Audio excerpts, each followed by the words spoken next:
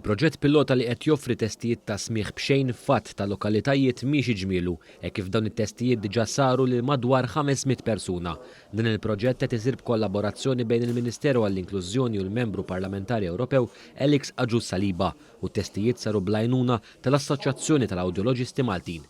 Bħala parti mit-testijiet li bdew f'Ġunju li għadda, inġabret informazzjoni minn 383 persuna li 51% minnhom irriżulta li kellhom problemi fis-smigħ.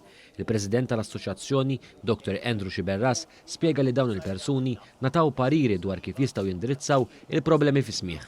Skont it-test mbagħad niddiskutuh mal-persuna ngħidu l-isma' aħjar tara tabib jew issa tajjeb qiegħed jew pereżempju isma' għandek nuqqas ta' smigħ però mhix ħażina mela kull sena kull sentejn għamel test. Min għandu infezzjoni jista' nagħtuh parir biex imur jara tabib tiegħu jew xi ħadd tal-klijenti. Il-testijiet saru fi 15 lokalità fosthom Birzebbuġa, Ħalsafi, Ħaddingli u l-Imtarfa.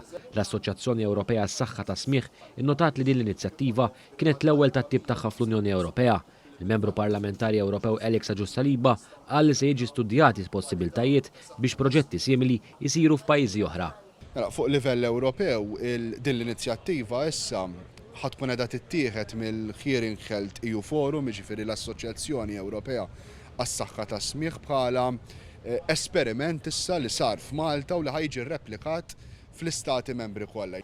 Il-Ministru għall-Inklużjoni u l-Kwalità tal-Ħajja qalet li dan il-proġett wera l-importanza tas-saħħa tas-smigħ. Dan il-proġett rid jibgħat messaġġ b'saħħtu anke fuq livell Ewropew illi importanti li wieħed jagħmel test minn żmien għal ieħor biex jekk hemm sfidi partikolari nidentifikawhom fi stadju bikri u nevitaw li s-sitwazzjoni twassal għal diżabilità.